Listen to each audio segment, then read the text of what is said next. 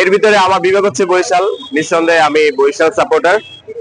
আর বরিশাল শুধু একটা দলই না, সেটা হচ্ছে জাতীয় দলের মতো প্লাস, মানে একটা দল ওইরকম ভাবে হয়েছে যেখানে মাহমুদুল রিয়াদ ভাই আছে, তামিম ভাই আছে, আপনার হচ্ছে গিয়া কি বলে শান্ত ভাই আছে, তো ওই ভাই আছে। তো সব মিলে বরিশাল বরিশাল হয়তো আবার কাপ নিবে এরকম একটা ব্যাপার। তো কত বড় কাপ নিছে, আর এখন পর্যন্ত টিকিট হাতে পাই নাই। টিকিটের জন্য মানুষ বেশি ভোগান্তিতে পড়ছে এবার। অনলাইনে কাটতে হচ্ছে, ব্যাংকে গিয়ে কাটতে হচ্ছে।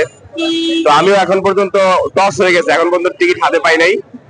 টিকিটের সিস্টেমটা আমাদের বিসিবি যদি আরো সহজ সুলভ করতো, অডিয়েন্সের কাছে যদি খুব সুন্দরভাবে যদি পৌঁছে দিত, সেটা আমার জন্য আরো ভালো হতো। আসলে কালোবাজারিটা ঠেকানোটা সো টাফ। আমি যদি 200 টাকা দিয়ে একটা টিকিট, দুইটা টিকিট কিনতে পারি স্মুথলি, তখন এসে এই টাইমে যদি আমি ওটাকে একটাকে যদি 400-500 টাকা করে সেল করতে পারি, তো সেল করে দেই। বিষয়টা এরকম হয়ে যায় আর কি, এরকম হচ্ছে। তো এটা ঠেকানোটা কিভাবে যে ঠেকবে জানি না আর কি। কারণ হচ্ছে মানুষ তো অনেক, কোয়ান্টিটি তো অনেক। তো মানুষ এই টাইমে এসে যদি দেখে যে আমার 200 টাকা টিকিট 500 টাকায় কিনতে হবে, সে কিনে ফেলে। তো না চাইতেই সে কিনে ফেলে।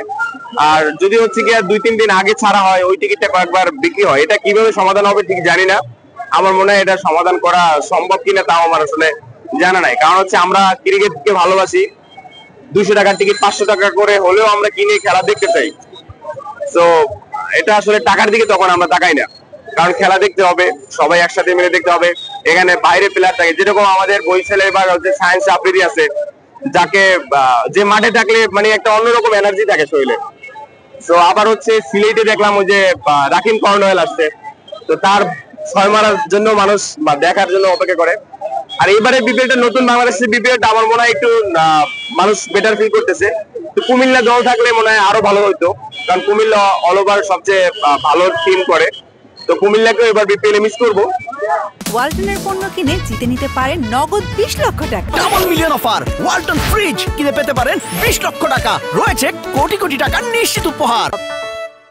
এখন পর্যন্ত মাঠে ঢুকতে পারি নাই, মানে গ্যালারিতে ঢুকতে পারি নাই। নতুনত্ব কি কি আসছে সেটাও তো সব চোখকে ওই যে বললেন স্পষ্টবাসী, না দেখে তো একটা মন চাইলে বলতে পারবো না। আশা করি নতুন কিছু আসবে। যখন আগে থেকে শুনতে পাচ্ছিলাম যে এবার স্টেডিয়াম হচ্ছে বাংলাদেশ সেনাবাহিনী দ্বারা হচ্ছে কন্ট্রোল করতেছে বা দেখাশোনা করতেছে, আশা করি গতবারের চেয়ে ভালো কিছু হবে, এটাই আশাবাদী। এবং ভালো কিছু হোক এটাই চাই। 5 মিনিট পর ব্যাটিং শুরু হবে, আমি এখনো তাও টিকিট হাতে পাই নাই। তো এটা বাংলাদেশ সেনাবাহিনীর হাতেই যদি থাকে, বা তাদের হাতে দিলেও যদি পর্যাপ্ত বুথ দিয়ে দেওয়া হয়, এখানে এখানে বুথ দিয়ে দেওয়া হয়, যে সে রিল্যাক্সে টিকিট কিনতে পারবে, সেটা কিন্তু আর সহজ হয়। টিকিট শেষ হয়ে গেছে, শেষ, আর কোনো কথা নাই। কিন্তু টিকিট কিনতে অনেক লম্বা সিরিয়াল, কিছুক্ষণ পর বুথ বন্ধ, টিকিট নাই, আবার হচ্ছে গিয়া ধাক্কা ধাক্কি। অনেকগুলো বুথ থাকলে সেটা অডিয়েন্সের জন্য, মানুষ তো এখানে বিরিয়ানি দিবে, বিরিয়ানি খাইতে আসে নাই, সে খেলা দেখতে আসছে, সে নিজের টিকিট কিনে খেলা দেখবে। সো এটা বিসিবির আরো সুন্দরভাবে কন্ট্রিবিউট করাটা উচিত, আরো বুথ বেশি বাড়ানো উচিত। এই যে ব্যাংকে গিয়ে, মধুমতি ব্যাংকে, এর আগে ব্যাংক সম্পর্কে জানিও নাই, কোথায় ব্যাংক আছে কি আছে। আমার বাংলাদেশের সেনাবাহিনী আছে, বিসিবির কর্তৃপক্ষ আছে, সদস্য আছে, এটলিস্ট আর কিছু না থাকলে স্টুডেন্ট তো আছে। স্টুডেন্টকে দিয়ে তো বুথ বসাই বসে টিকিট সেল করা যাবে। কারণ আমার টিকিট কিনতে যাইতে যদি হয় অমুক ব্যাংকে, আমি সকালে আলাপ করছি সেই মতিঝিল মধুমতি ব্যাংক, কারণ আমি থাকি কই মধুমতি ব্যাংক, কই মতিঝিল কোথায়। এটা আসলে প্যারা। এটা টিকিটের সিস্টেমটা আরো সহজ হওয়া উচিত।